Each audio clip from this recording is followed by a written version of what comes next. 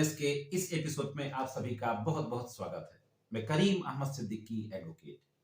साथियों, जैसा कि देख रहे हैं आप मेरे साथ स्क्रीन पे, आज डिस्कशन के लिए एक बहुत ही खास मेहमान है हमारे साथ। पिछले करीब 30 वर्षों से क्रिमिनल की प्रैक्टिस कर रहे हैं और 20 वर्षों से डिस्ट्रिक्ट एडिशनल गवर्नमेंट काउंसिल यानी एडीजीसी के रूप में कानपुर कोर्ट में कार्यरत हैं। क्रिमिनल के बहुत ही अच्छे जानकार हैं, सीनियर काउंसिल हैं श्री विवेक शुक्ल जी। तो Shukla ji, legal and social awareness में आपका बहुत बहुत स्वागत है। आज साथियों शुक्ला जी से हम बातचीत करेंगे कि किसी भी कॉग्निजेबल ऑफेंस में पुलिस के द्वारा एफआईआर दर्ज करने के बाद जब इन्वेस्टिगेशन शुरू किया जाता है तो कौन कौन सी कमियां पुलिस के द्वारा रखी जाती हैं जिनका बेनिफिट अभियुक्त को ट्रायल के दौरान मिलता है, किस तरीके से पुलिस को इन्वेस्टिगेशन करना चाहिए। साथ ही हम यह भी बातचीत करेंगे कि मुकदमा ट्रायल के दौरान जो हीनियस क्राइम होते हैं, जब कोर्ट में उनका ट्रायल चलता है तो ट्रायल के दौरान एज ए प्रोसिक्यूशन ऑफिसर किन चीजों को ध्यान देना चाहिए, उनकी स्ट्रेटजी क्या होना चाहिए। प्रोटेक्शन ऑफ विटनेसेस के इशू पे भी बातचीत करेंगे और बहुत ही कई महत्वपूर्ण सवालों पे आज हम श्री विवेक शुक्ल जी से खास बातचीत करेंगे। तो जुड़े रहे आखिर तक। महत्वपूर्ण बातचीत के साथ आज के इस एपिसोड की शुरुआत करते हैं। तो विवेक जी, सबसे पहले मैं ये जानना चाहता हूं आपसे कि पुलिस के द्वारा जो इन्वेस्टिगेशन किया जाता है तो इन्वेस्टिगेशन में किन किन चीजों का ध्यान रखना चाहिए, वो कौन कौन से लूप पोल हैं, कौन कौन सी कमियां हैं जो की जाती हैं। क्या भारत में फेयर इन्वेस्टिगेशन होता है? देखिए, इन्वेस्टिगेशन में सबसे पहले तो हमें ये देखना पड़ेगा कि एफआईआर के कंटेंट्स क्या हैं जी। और कोई भी अच्छा इन्वेस्टिगेटिंग ऑफिसर होगा तो एफआईआर के कंटेंट्स को बेस बनाकर अपनी इन्वेस्टिगेशन की कार्रवाई शुरू करता है। जी। तो इन्वेस्टिगेशन में हमें ये देखना होता है कि जो भी कंटेंट्स एफआईआर के हैं उन कंटेंट्स को हम किस तरह से देखेंगे, क्या उसमें चीज़ें ऐसी हैं जो हमारे इन्वेस्टिगेशन में हमारी मदद कर सकती हैं। और देखिए, एक चीज़ मैं पहले बता दूं, इन्वेस्टिगेशन का मतलब है कि किसी भी चीज़ की सत्यता को खोजना, सच्चाई का पता लगाना कि जो भी एफआईआर हुई है उसके पीछे क्या सच्चाई है। और उस सच्चाई को खोजते समय ही जब हम खोजेंगे, उसकी कोशिश करेंगे, तभी हम सही है कि उस तक पहुंच पाएंगे। जरूरी नहीं है कि जो एफआईआर में लिखा हो वही मुलजिम हो। आमतौर पे प्रैक्टिस के दौरान बहुत बार मेरे सामने बातें आई हैं जब मैंने पाया कि वास्तविक कल्प्रिट जो है वो नहीं था जो इन्वेस्टिगेशन में जिसका नाम एफआईआर में लिखा गया था। लेकिन देखने में आता है कि पुलिस बजाय इसके कि घटना की सच्चाई का पता लगाए, पुलिस जिसको आरोपी बनाया जाता है एफआईआर में उसी के खिलाफ इन प्रकार के सबूत ढूंढने की कोशिश करती रहती है। देखिए, ये रूटीन टाइप इन्वेस्टिगेशन है, आसान भी होता है ये जी कि पुलिस के लिए भी सुविधाजनक है कि जिसका नाम एफआईआर में लिखा है उसी को वो एक्यूज बनाकर उसी के खिलाफ एविडेंसेस कलेक्ट करे और चार्जशीट दाखिल करे, उनका काम खत्म, ताकि चार्जशीट लगा सके और इन्वेस्टिगेशन की कार्रवाई पूरी हो सके। आप क्या समझते हैं कि पुलिस ऐसा क्यों करती है? जहां तक मैं समझता हूं कई लॉ कमीशंस की रिकमेंडेशन है कि पुलिस की जो इन्वेस्टिगेशन विंग होना चाहिए वो अलग होना चाहिए। देखने में आता है कि वही एक सब इंस्पेक्टर चौराहे में ट्रैफिक भी कंट्रोल कर रहा है, वही sub inspector law and order भी देख रहा है और वही जो ऑफेंसेस जो रजिस्टर्ड हुए हैं उनका इन्वेस्टिगेशन भी कर रहा है। तो वर्कलोड बहुत ज्यादा है। शायद ये भी एक वजह है कि प्रॉपर इन्वेस्टिगेशन नहीं हो पाता। आपने बिल्कुल सही कही है कि इन्वेस्टिगेशन का विंग और लॉ एंड ऑर्डर का विंग ये दोनों अलग अलग होने चाहिए जी। ये दोनों अलग अलग विषय भी है। एक ही व्यक्ति इन्वेस्टिगेशन भी करेगा और लॉ एंड ऑर्डर भी कंट्रोल करेगा, तो ये दोनों चीजें एक इंसान के लिए बड़ी मुश्किल हो जाती हैं। जी। जिस तरह से पुलिस डिपार्टमेंट में कमी है, पुलिस के कांस्टेबल्स की नंबर ऑफ कांस्टेबल बहुत कम है। थानों में जितनी पोटेंसी होनी चाहिए उतनी है नहीं, आईओस जितने बनने चाहिए उतने होते नहीं और थानेदारों पे बहुत ज्यादा वर्कलोड भी रहता है, उनकी कोई ड्यूटी आवर्स नहीं है इनके। तो ये सब लेकिन इससे जो वाकई जो विक्टिम हैं, देखिए फेयर इन्वेस्टिगेशन सिर्फ जिस व्यक्ति के साथ घटना घटी है उसका अधिकार नहीं है। जहां तक मैं समझता हूं कि लॉ की स्पिरिट ये है कि जिस व्यक्ति को आरोपी बनाया गया है उसका भी अधिकार है कि निष्पक्ष विवेचना हो। बिल्कुल बिल्कुल। तो फेयर इन्वेस्टिगेशन में जी दोनों ही चीजें शामिल हैं। जब हम फेयर इन्वेस्टिगेशन की बात करते हैं तो इसमें एक्यूज के इंटरेस्ट भी शामिल है और उसके राइट्स भी शामिल है, कंप्लेनेंट का इंटरेस्ट भी शामिल है। कंप्लेनेंट की भी इंटरेस्ट शामिल है, उसका भी राइट शामिल है। तो अगर हम फेयर इन्वेस्टिगेशन करेंगे तो दोनों का ही इंटरेस्ट सिक्योर हो सकेगा, दोनों के राइट सिक्योर हो सकेंगे। इन्वेस्टिगेशन में पुलिस साइंटिफिक तरीकों का बहुत कम इस्तेमाल करती है, जी जी टेक्नोलॉजी का बहुत कम यूज करती है, कि देखने में आता है। नहीं, अब कुछ सुधार आया है इन सब चीजों में, जी साइंटिफिक तरीके से इन्वेस्टिगेशन होने लगे हैं। जी अब केवल अंतर इतना है कि इन तरीकों को सही ढंग से इन्वेस्टिगेटिंग ऑफिसर तक पहुंचाया जाए, उनको ट्रेंड किया जाए ताकि अपने इन्वेस्टिगेशन में इन सब चीज़ों को वो शामिल कर सके। बस इस चीज़ को अब देखना रह गया है, वरना इंफ्रास्ट्रक्चर अब काफ़ी डेवलप हुआ है इन सब विषयों में। साइंटिफिक डिपार्टमेंट्स हैं, फॉरेंसिक डिपार्टमेंट्स हैं।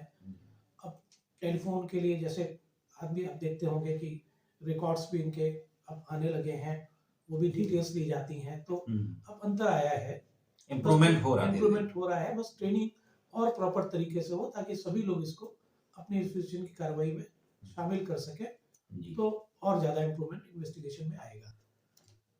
विवेक जी, एक प्रोसिक्यूशन ऑफिसर के रूप में मैं आपसे ये जानना चाहता हूँ जी कि during the trial, criminal cases के ट्रायल के दौरान जी किन किन चीजों को ध्यान रखना चाहिए, क्या स्ट्रेटजी होनी चाहिए अभियोजन पक्ष की? जी मैं आप दर्शकों के लिए बता दूं, वैसे मैं अक्सर अपने वीडियो में बताता रहता हूं कि क्रिमिनल केस में जो दो पक्षकार होते हैं, एक तो प्रोसिक्यूशन जिसको अभियोजन पक्ष कहते हैं, और दूसरा डिफेंस जो बचाव पक्ष होता है, यानी जो अभियुक्त का पक्ष होता है वो बचाव पक्ष होता है।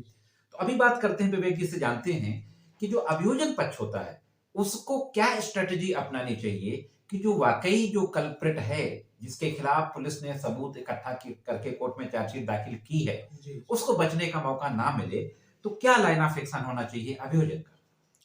देखिए, सबसे ज्यादा जरूरी ये है कि चार्जशीट फाइल होने के बाद और ट्रायल शुरू होने के पहले का जो बीच का गैप है, टाइम लैप्स जो है वो कम होना चाहिए। जी आमतौर पे दिखाया जाता है कि चार्जशीट सबमिट हो जाती है, उसके काफी अरसे बाद जाकर ट्रायल शुरू हो पाता है। हाँ, सालों साल तक कभी कभी सालों साल का पीरियड ऐसा होता है जब ट्रायल शुरू होता है, और जो पीड़ित पक्ष है वो इंतजार करते करते थक जाता है, होपलेस हो जाता है, उसकी उम्मीदें क्षीण होने लगती हैं, उसको लगता है भाई मेरे साथ शायद न्याय नहीं हो पाएगा, या उदासीन हो जाता है कि चलो भाई अब जो हो गया सो हो गया, अब क्या करना, न्याय तो मिलना नहीं है।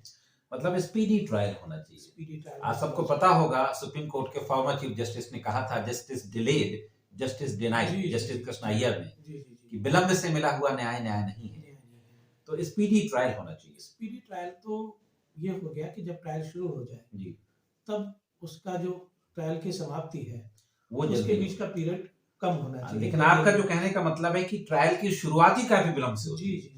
ट्रायल की शुरुआत जल्दी, बहुत अच्छी बात आपने कही है, जल्दी होनी चाहिए। जी, और ट्रायल जब एक बार शुरू हो जाए तो उसमें कंसिस्टेंसी बनी रहनी चाहिए। गवाहों को किस क्रम से लाना चाहिए, कैसे क्या होना चाहिए? देखिए, मुकदमे के जो बेसिस ऑफ द मुकदमा है वो एफआईआर होती है। तो एफआईआर करने वाला व्यक्ति जो है, सबसे पहला गवाह तो प्रोसिक्यूशन का वही होता है, जिसको वादी मुकदमा कहते हैं। वो एफआईआर करता है, एफआईआर के कंटेंट्स उसकी जानकारी में होते हैं। कब अक्सर देखा जाता है कि फैक्ट्स जो उसके होते हैं, कभी कभी वो खुद भी इंजर्ड विटनेस हो सकता है, कभी कभी वो फैक्ट का विटनेस हो सकता है, तो इसलिए फैक्ट्स की जानकारी उसको अच्छी रहती है। तो सबसे पहले हम केस ओपन करते हैं अपना, तो हमें एफआईआर करने वाले जो वादी पक्ष है, वादी है, इन्फॉर्मेंट, उस इन्फॉर्मर जो है, इन्फॉर्मेंट है जो, उसको सबसे पहले प्रोड्यूस करना चाहिए जी। उसके बाद फिर जो फैक्ट के विटनेस हैं, या घटना के चश्मदीद गवाह हैं, या सर्कमस्टेंशियल एविडेंस के जो विटनेसेस हैं, जो कोई इंजर्ड विटनेस है, या कोई इंजर्ड विटनेस है, इस तरह के विटनेसेस को फिर हमें उसी क्रम में बारी बारी से प्रोड्यूस करना चाहिए। अच्छा, एक बात बताइए विवेक जी, हमारे दर्शकों को जी कि देखने में कई जगह यह आता है कि लोग कई 4-4, 5-5, 10-10 गवाहों को कोर्ट में पेश कर देते हैं। जी। तो क्वांटिटी ऑफ विटनेस मायने रखता है या क्वालिटी ऑफ विटनेस मायने रखता है? इस पे लॉ क्या कहता है? देखिए, लॉ बहुत क्लियर है इस बारे में, और सुप्रीम कोर्ट ने भी कई बार ये बात कही है कि क्वांटिटी ऑफ विटनेस इंपॉर्टेंट नहीं होना चाहिए प्रोसिक्यूशन के लिए। प्रोसिक्यूशन के लिए सबसे इंपॉर्टेंट है क्वालिटी। जो विटनेसेस हम प्रोड्यूस कर रहे हैं जी उनकी क्वालिटी कैसी है, उनकी एविडेंस की क्वालिटी कैसी है, ये देखते हुए हमें हमेशा एविडेंस को उसको देखना चाहिए, विटनेसेस को उसी हिसाब से प्रोड्यूस करना चाहिए। क्वांटिटी में मान लीजिए हमारे पास 20 विटनेस बनाए आईओ ने, तो जरूरी नहीं हम 20 को पेश करें। हम उनमें से अगर हमें लगता है कि कोई 5 विटनेस हमारे ऐसे हैं जो हमारे केस को स्टेब्लिश करने के लिए सफिशिएंट है, तो काफी, तो हमें केवल 5 विटनेस ही प्रोड्यूस करने चाहिए। 20 विटनेसेस तो प्रोड्यूस गवाहों की संख्या कितनी है ये मायने नहीं रखता, बिल्कुल नहीं, बिल्कुल नहीं। गवाहों की क्वालिटी क्या है ये मायने रखता है, एविडेंस की क्वालिटी क्या है, एविडेंस की क्वालिटी क्या है। एक चीज और देखने में आता है, और उसके लिए भी जो विलंब से ट्रायल जो शुरू होता है वो कहीं ना कहीं जिम्मेदार है, बहुत कि गवाहों को असुरक्षा की भावना गवाहों के अंदर बहुत होती है। जी। और कई घटनाएं ऐसी भी देखने में आई हैं कि कई विटनेसेस की भी हत्याएं हो जाती हैं। जी। तो प्रोटेक्शन ऑफ विटनेस के बारे में क्या कहता है लॉ? प्रोटेक्शन ऑफ विटनेस के बारे में, ये प्रोटेक्शन ऑफ विटनेस इसलिए भी बहुत जरूरी है क्योंकि देखिए अपराधी है, उसने अपराध किया है, जो पीड़ित पक्ष है वो हमेशा से भयग्रस्त रहता है। तो अगर उसको कभी कभी ये भी भय रहता है कि भाई अगर हम गवाही देने गए और हमने वास के खिलाफ गवाही दे दी तो अपराधी ने जो काम किया है वो तो किया ही है, तो हमारे साथ भी कर सकता है, हमारी फैमिली के मेंबर्स के साथ भी कर सकता है। तो एक असुरक्षा की भावना उसके अंदर हमेशा रहती है। ऐसे में बहुत जरूरी है कि हम उस पर ये विश्वास दिलाएं, उसको इतना उसके अंदर आत्मविश्वास भरें कि वो ये समझे कि नहीं भाई अगर हम गवाही देंगे, उसकी सुरक्षा का भरोसा दिलाएं। जी, पुलिस हमारे साथ है, प्रशासन हमारे साथ है, अगर हम ऐसा करते हैं, गवाही देते हैं, तो ये हमारी रक्षा करेंगे। इसलिए प्रोटेक्शन ऑफ विटनेसेस का कॉन्सेप्ट ऑनरेबल सुप्रीम कोर्ट ने कहा और उसके लिए डायरेक्शन उसने जारी किया, और उस डायरेक्शन के हिसाब से ही गवर्नमेंट, सेंट्रल गवर्नमेंट ने प्रोटेक्शन ऑफ विटनेसेस का एक स्कीम तैयार की। हाँ, 2018 में Mahendra Chawla versus union of India के केस में सुप्रीम कोर्ट ने डायरेक्शन दिया था कि गवाहों की प्रॉपर सुरक्षा होनी चाहिए। और उसमें एक स्कीम गवर्नमेंट ऑफ इंडिया ने बनाई, प्रोटेक्शन ऑफ विटनेसेस स्कीम। लेकिन धरातल पे प्रैक्टिकल देखते हैं कि वो उतना कारगर है नहीं, लागू नहीं है सब जगह। कारगर तो है, लेकिन जहाँ जहाँ लागू है वहाँ कारगर है। सभी स्टेट्स में अभी ये लागू नहीं है, और जहाँ लागू भी है कुछ स्टेट्स में, तो अभी उतना प्रॉपर फंक्शनिंग उसकी हो नहीं रही है, जो कि होना बहुत जरूरी है। जी विवेक जी, ये तो रही प्रोसिक्यूशन की बात। अब मैं ये भी आपसे जानना चाहता हूँ, तमाम हमारे नए एडवोकेट्स इस वीडियो को देख रहे होंगे, उनको भी इस बात की जानकारी होगी कि जो बचाव पक्ष होता है, अभियुक्त का पक्ष, डिफेंस जिसको बोलते हैं, तो डिफेंस की क्या लाइन ऑफ एक्शन और स्ट्रेटेजी होनी चाहिए, वो अपनी पार्टी को फायदा दिलाएं और उसको निर्दोष साबित कराएं कोर्ट से, तो उसको क्या लाइन ऑफ एक्शन अडॉप्ट करना चाहिए? देखिए, डिफेंस के लॉयर को सबसे पहले तो मालूम होना चाहिए कि उसका केस क्या है।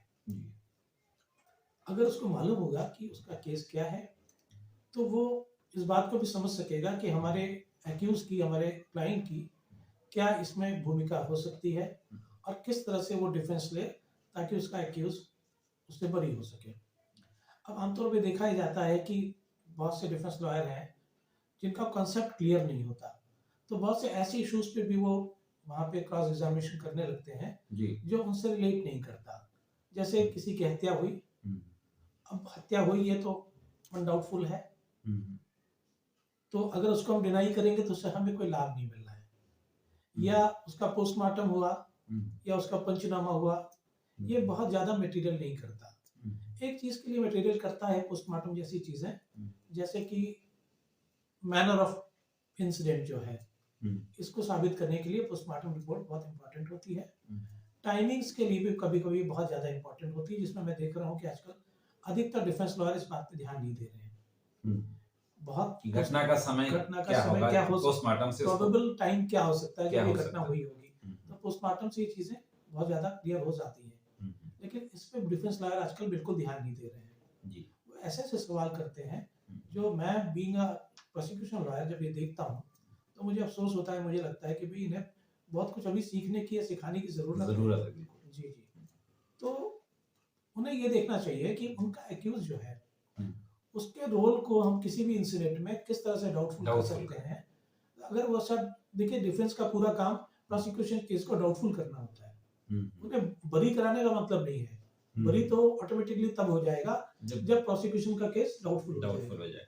मतलब जो आप कहना चाहते हैं कि डिफेंस लॉयर जो आरोपी है जी जी उसको उसका रोल डाउटफुल करने के बजाय वो घटना को ही डाउटफुल करने लगे। जी जी, बस यही, हाँ, यही गलती करते तो हैं। घटना को डाउटफुल और ना अपने, करके जी जी, उस आरोपी कथित आरोपी के रोल को डाउटफुल करने का प्रयास बिल्कुल करना बिल्कुल, चाहिए। भाई घटना हुई है, इससे जी डिनाई नहीं कर सकते। जी कोई व्यक्ति मरा है, ये हाँ डिनाई नहीं हो सकता। बिल्कुल। लेकिन उस व्यक्ति को मारने में क्या डिफेंस लॉयर के वकील की कोई रोल है कि नहीं है, हमें तो केवल ये देखना चाहिए। हम अगर ये डाउटफुल कर देते हैं कि भाई उस घटना में हमारा वकील शामिल नहीं था, तो once it has become doubtful, तो बेनिफिट ऑफ डाउट उसको बेनिफिट मिल ऑफ जाएगा। उसको मिल जाएगा। तो अपने आप फिर आपको दिमाग यहाँ लगाने की जरूरत नहीं कि भाई छूटेगा कैसे। जी आप तो केवल इसमें दिमाग लगाइए कि प्रोसिक्यूशन के जो केस है उसको हम किस तरह से डाउटफुल करेंगे जी कि जी कोर्ट को फिर इस बात कंक्लूजन में पहुंचने में आसानी हो जाएगी कि भाई ये एक्यूज इस केस में शामिल नहीं भी हो सकता है। जी जी। बहुत अच्छी बात कही है विवेक जी ने कि देखिए बर्डन ऑफ प्रूफ कुछ स्पेशल केसेस को छोड़कर ये अभियोजन पे होता है कि अभियोजन ये साबित करे बियॉन्ड रीजनेबल डाउट कि यह व्यक्ति आरोपी है। जी जी, तो डिफेंस का जो रोल होना चाहिए वो जो अभियोजन की कहानी है उसमें कहते हैं कि उसमें होल कर दे, जी जी, उसमें डाउट क्रिएट कर दे डाउट क्रिएट, जिसका फायदा अभियुक्त को मिल जाए। क्योंकि पहले तो प्रोसिक्यूशन को अपना केस एस्टैब्लिश करना है। जी जी हम अगर अपना केस हम एस्टैब्लिश नहीं कर पा रहे हैं तो सबसे पहला उसका तो बेनिफिट एक्यूज को मिल मिलेगा। जाएगा।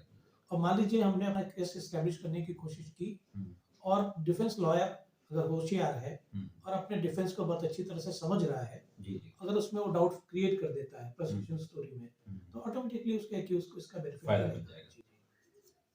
बहुत अच्छी बात कही विवेक जी आपने। अब मैं ये भी आपसे जानना चाहूंगा कि आपको भी मोर देन 30 इयर्स हो गया क्रिमिनल की प्रैक्टिस करते हुए, जी और आप 20 सालों से भी ज्यादा से आप एक अभियोजन अधिकारी के रूप में, एक सहायक जिला शासकीय अधिवक्ता के रूप में कार्य कर रहे हैं और सेशन ट्रायल मुकदमों को कंडक्ट कर रहे हैं। जी जी, अदालतों को, न्यायालयों का जो आज से 25-30 साल पहले जो एप्रिसिएशन ऑफ एविडेंस का जो तरीका था, जी जो एविडेंस को एवेल्युएट करने का जो तरीका था, जी जी, उसमें और आज में आप क्या फर्क देख रहे हैं? देखिए फर्क तो हर चीज में आया है जी एक तरफ जो एडवोकेट्स की नई लॉबी है उसमें भी हमने देखा डिटेरिएशन काफी है। बिल्कुल लॉ की नॉलेज उस लेवल तक नहीं है जो एक जमाने में हुआ करती थी। ठीक ऐसा ही जुडिशरी में भी है। जजेस भी अब एविडेंस को उतना एप्रिशिएट करने में उतने सक्षम नहीं हो पा रहे हैं जितना एक समय में देखा जाता था। इसके बहुत सारे रीजंस हो सकते हैं, जैसे कि वर्कलोड बहुत है, काम की केसेस की पेंडेंसी बहुत ज्यादा है। यहीं पे मैं एक चीज आपको कोट करते हुए, कभी जब सीजीआई साहब ने कहा, जस्टिस चंद्रचूड़ ने, कि हमारे जिला जज, हालांकि उन्होंने जमानत के सेंस में कहा था कि हमारे जिला जज डरे हुए हैं, तो आप किस हद तक सहमत है? क्या वाकई ऐसा लगता है कि हमारे जो जिले के जज हैं वो डरे हुए हैं? अगर डरे हैं तो फिर वो जजमेंट कैसे सही कर रहे होंगे? डरे तो नहीं है, मुझे लगता है उनका काम का बोझ ज्यादा है, वर्कलोड बहुत है, केसेस की पेंडेंसी बहुत ज्यादा है जी और उनको जल्दी निपटाने की सुप्रीम कोर्ट का प्रेशर भी है, ऑनरेबल हाई कोर्ट का भी प्रेशर है, क्योंकि पेंडेंसी इतनी ज्यादा बढ़ गई है कि पुराने केसेस के लिए अब वो एक्शन प्लान जैसे नई चीजें इजाद हुई हैं। टारगेट दिया जाता है जजों को कि आपको महीने में इतने केसेस डिसाइड करने हैं। टारगेट ओरिएंटेड हो गया है सब केस का डिसीजन कि आपको कम से कम इतने पॉइंट्स तो आपको कलेक्ट करने ही पड़ेंगे। वो केस वाइज केस की किस सेक्शन के किस तरह के केसेस हैं, तो पहली चीज की पेंडेंसी, वर्कलोड ज्यादा है, नंबर ऑफ जजेस कम है, तो इस वजह से काम में वो क्वालिटी नहीं आ पा रही जो कि आनी चाहिए। आखिरी में हम ये भी आपसे जानना चाहेंगे कि पेंडेंसी को, अभी कुछ दिन पहले लॉ मिनिस्टर कह रहे थे पार्लियामेंट के अंदर कि लगभग 5 करोड़ केसेस पूरे देश में पेंडिंग होने जा रहे हैं, तो पेंडेंसी कैसे कम की जाए? क्या तरीका हो सकता है? पेंडेंसी कम करने के लिए अभी कुछ हाई कोर्ट ने, सुप्रीम कोर्ट ने कुछ स्कीम बनाई है जिसमें 10 साल से पुराने जो केसेस हैं उनके लिए एक अलग उन्होंने एक्शन प्लान करके एक उन्होंने बनाया कि इन सबको एक लिस्ट बनाई जाए कि हर डिस्ट्रिक्ट में कितने कितने केसेस 10 साल से, कितने सालों से, 10 सालों से ज्यादा पुराने हैं, और उनको एक्शन प्लान का नाम देकर उनके स्पीडी डिस्पोजल के लिए उन्होंने कहा है। तो एक ये भी फर्क पड़ेगा, धीरे धीरे केसेस, पुराने केसेस को कोर्ट्स वगैरह। पेंडेंसी का रीजन क्या है, क्यों इतनी पेंडेंसी बढ़ती जा रही है? पेंडेंसी का 2 रीजन जो मुझे लगते हैं। पहला तो ये कि वर्कलोड बहुत है, केसेस जिस हिसाब से आ रहे हैं उस हिसाब से डिसाइड नहीं हो पा रहे हैं। दूसरा, इसमें एडवोकेट्स का भी काफी रोल है, वो भी अपनी सुविधा से काम करते हैं और एडजमेंट्स बहुत ज्यादा सीक हो रहे हैं। हालांकि ऑनरेबल सुप्रीम कोर्ट ने कहा है, सीआरपीसी में भी दिया हुआ है कि ट्रायल में अगर किसी विटनेस का कोई स्टेटमेंट हुआ है तो उसी दिन कंक्लूड होगा, उसका examination in chief, cross examination उसी दिन खत्म करने की कोशिश की जाए। लेकिन ऐसा हो नहीं पाता क्योंकि बहुत सारे केसेस हैं उस दिन सबके सुने जाने हैं। लेकिन जहां तक मैं समझता हूं कि नंबर ऑफ जजेज बहुत मायने रखता है। जी जी जी। मुझे याद आ रहा है 1980 के आसपास लॉ कमीशन ने ये रिकमेंडेशन किया था कि 10 लाख पॉपुलेशन पे 50 जुडिशियल ऑफिसर्स को अपॉइंट किया जाए भारत के अंदर। जी जी। उस समय नंबर ऑफ जजेस थे 10 लाख पॉपुलेशन पे 10, और लगभग 40 सालों के बाद अभी भी हम 20 नहीं क्रॉस कर पाए। 10 लाख पॉपुलेशन पे यहाँ पे अभी 17-18 जुडिशियल ऑफिसर हैं, तो नंबर ऑफ जजेस बहुत कम है। ये एक बड़ा कारण है जुडिशरी को थोड़ा सा अपनी नंबर ऑफ जजेस में। नंबर ऑफ जजेज और उनका जो मिनिस्ट्रियल स्टाफ होता है, जो क्लरिकल स्टाफ होता है, इंफ्रास्ट्रक्चर नंबर ऑफ जजेस, उनका स्टाफ, सभी चीजें बढ़ाने की जरूरत है जी।